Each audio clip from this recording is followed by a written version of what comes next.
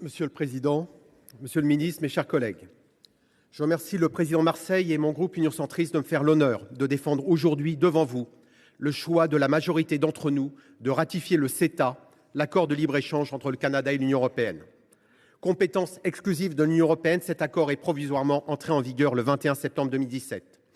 Près de 7 ans plus tard, le ministre l'a brillamment rappelé, le bilan se révèle très positif pour l'Union européenne et pour la France. La quasi-totalité du commerce de biens industriels et manufacturés est exonérée de droits de douane. Grâce au CETA, nos exportations progressaient d'un tiers avec le Canada. Mon collègue Daniel Fargeot a excellemment souligné tout à l'heure que tous les secteurs sont gagnants. Industrie, filière agricole et agroalimentaire, services, je n'y reviens pas.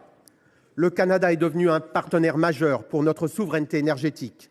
Il nous facilite l'accès à des minéraux stratégiques présents sur son sol sans droit de douane.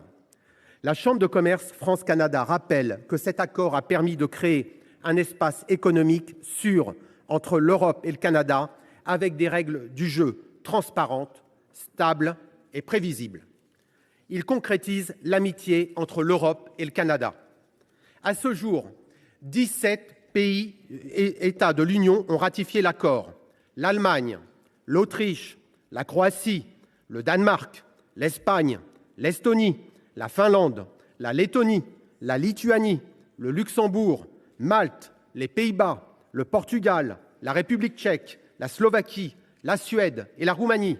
À écouter nos rapporteurs, il faut rejeter le CETA en refusant de le ratifier aujourd'hui.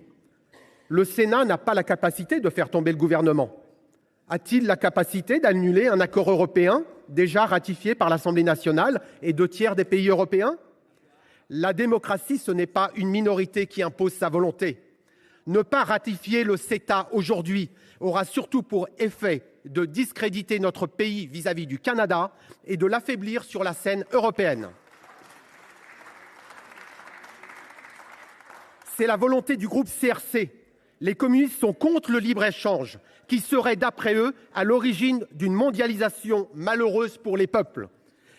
Casser la mécanique européenne fait partie de leur logiciel, comme de celui de l'extrême droite.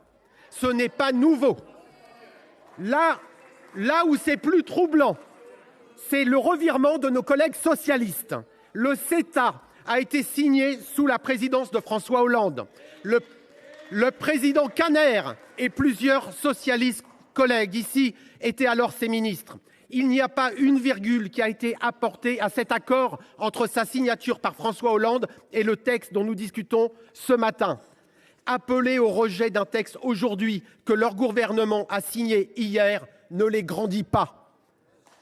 Le président du groupe d'amitié France-Canada est dans leur rang.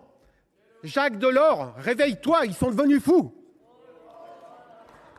À l'image de M. Jourdain qui faisait de la prose sans le savoir, nos rapporteurs s'essayent au trumpisme. CETA, un refus de la ratification pour en finir avec la naïveté coupable de la Commission européenne. Ce n'est pas un tract anti-européen, c'est le titre édifiant du rapport de la Commission économique qui plombe le CETA. Le CETA devient ici un bouc émissaire bon pour l'abattoir. Pour vivre en Angleterre, je connais ces tirades démagogiques anti-Union européenne qui s'appuient sur la désinformation. Ce sont celles des Brexiteurs. Nos collègues républicains qui vont s'allier aux communistes pensent qu'ils vont pouvoir capitaliser sur les tensions du monde agricole lors du prochain scrutin européen. Ils trahissent tous ceux qui bénéficient du CETA. Ils trahissent également les présidents Jacques Chirac et Nicolas Sarkozy. Pour eux, le CETA était le point de départ, une volonté commune du Québec et de la France, autour de laquelle le reste du Canada et de l'Union européenne a adhéré. Comme la majorité du groupe Union Centriste est dans l'intérêt supérieur de la France, je voterai en faveur de la ratification du CETA, un accord qui a fait ses preuves.